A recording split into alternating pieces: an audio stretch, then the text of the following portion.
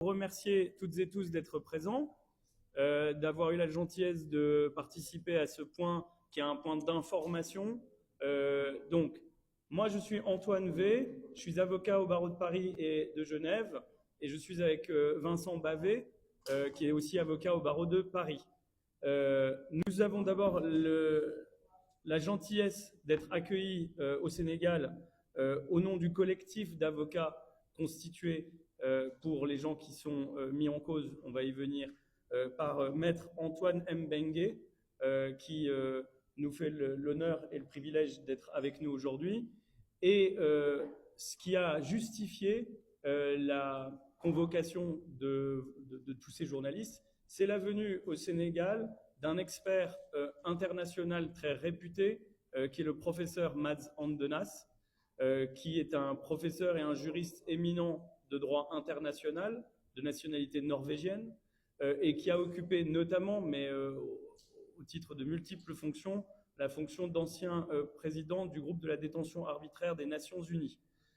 On a souhaité, après une première visite que nous avions faite et après une première conférence que nous avions faite dans cet hôtel il y a quelques mois, on a souhaité renforcer la capacité de montrer à l'opinion internationale une expertise indépendante sur la situation des personnes qui sont mises en cause au Sénégal, et notamment sur la situation de deux personnes qui sont actuellement détenues, Farba Ngom, que nous avons rencontré il y a quelques minutes en prison, et Moustapha Diop, que nous rencontrerons demain. L'objet de cette conférence, c'est que Mads présente, on va dire, le cadre de ce rapport d'experts qui va ensuite être rédigé et qui sera évidemment communiqué pour pouvoir documenter l'opinion internationale, mais aussi les juges, les magistrats sénégalais et les juridictions qui aujourd'hui ont décidé de ne pas faire droit à plusieurs reprises aux demandes de mise en liberté qui ont été formulées par M. Farba Ngom et par Moustapha Diop.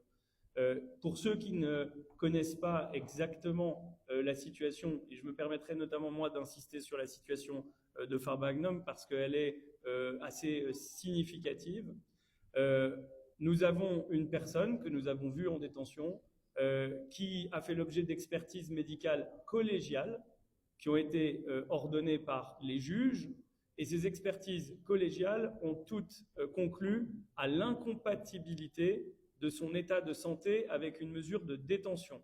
Et elles ont donc appelé les juges à pouvoir faire en sorte, par une remise en liberté ou éventuellement par des soins à l'hôpital, qu'ils puissent disposer du soin et des attentions nécessaires sur le terrain médical, en soulignant que son maintien en détention cause pour lui un risque de mort. Donc on a des experts qui ne sont pas des experts privés, qui ont été désignés par le juge, qui ont rendu des expertises très claires et qui aujourd'hui n'ont pas été prises en compte par les juges qui ont décidé de maintenir sa détention.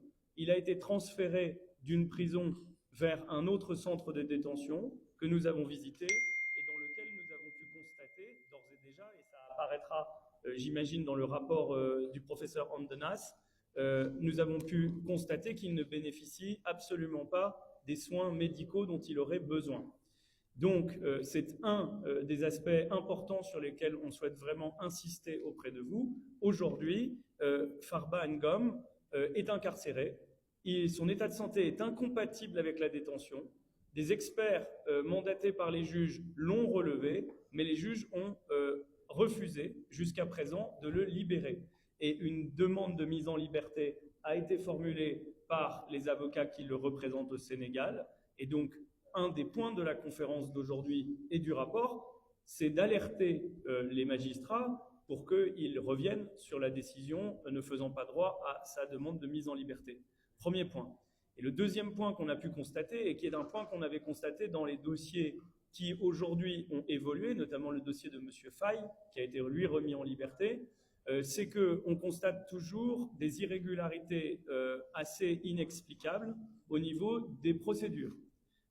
Donc c'est pour ça qu'on a sollicité un expert du droit international. Ces choses inexplicables tiennent notamment en deux points. Le premier, c'est que M.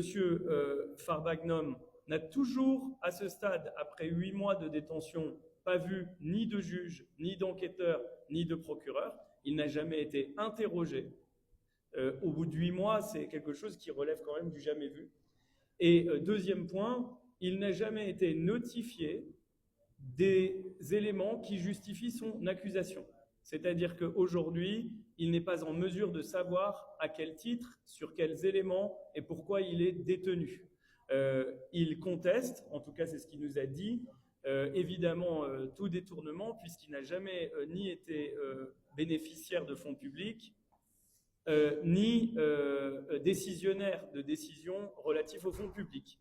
Donc aujourd'hui, on a une décision, et c'est le sens de l'expertise qui sera faite, mais qui semble avoir tous les traits d'une décision arbitraire, et qui pose un grave danger à la fois sur les droits des personnes, mais aussi sur la santé de cette personne, raison pour laquelle on est ici aujourd'hui, d'abord pour le dire, pour le dénoncer, et pour répondre à toutes vos questions en lien avec la procédure et en lien avec l'expertise du professeur Andenas, à qui je vais laisser la parole, peut-être après avoir donné la parole rapidement à mon confrère. Dernière chose, le professeur Andenas parle très bien le français, mais il est plus confortable en anglais. Donc je me permettrai